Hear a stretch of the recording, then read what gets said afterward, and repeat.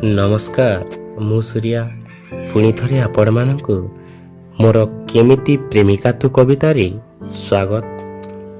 ଏ କବିତା ହେଉଛି ଜଣେ ପ୍ରେମିକକୁ ତା ପ୍ରେମିକା ଛାଡ଼ି ଦେଇ ଚାଲି ଯାଇଥାଏ।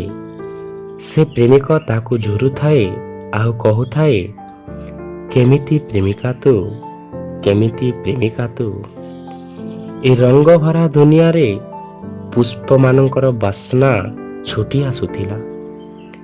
ସତରେ ଯେମିତି ଲାଗୁଥିଲା ପୁଷ୍ପ ଗଛ ମୋ ପାଖରେ ପାଖରେ ହିଁ ରହିଯାଇଛି।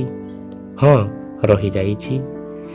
ଠିକ୍ ସେହିପରି ତୋ ପ୍ରେମର ବାସ୍ନା ମୋତେ ହିଁ କହର ଦେଉଥିଲା ଆଉ କହୁଥିଲା, ଏ ବାସ୍ନା କେବଳ ତୋରି ପାଇଁ, ତୋରି ପାଇଁ।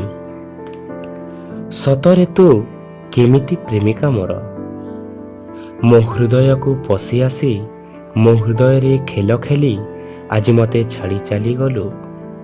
କାହିଁକି ସେମିତି କଲୁ, କାହିଁକି ସେମିତି କଲୁ। ମୋ ହୃଦୟ ଆଜି କୁକୁଟର ମାଂସ ପିଣ୍ଡୁଳା ପରି ଖଣ୍ଡ ଖଣ୍ଡ ହୋଇଯାଇଛି। ସତରେ ତୋ ପ୍ରେମରେ ପଡ଼ି ମୁଁ ଆଜି ବିବେକହରା ମଣିଷଟେ ସାଜିଛି। ସତରେ ବିବେକହରା ପ୍ରେମିକଟେ ସାଜିଛି।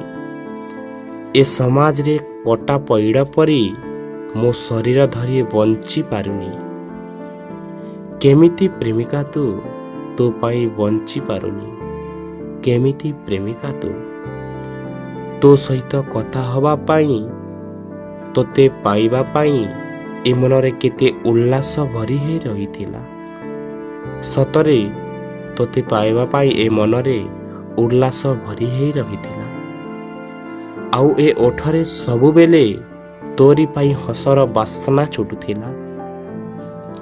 ଦେଖିବାକୁ ଏ ବଦନରେ ପଦ୍ମର ପାଖୁଡ଼ା ପରି ଲାଗୁଥିଲା। ସତରେ ପଦ୍ମର ପାଖୁଡ଼ା ପରି ଲାଗୁଥିଲା।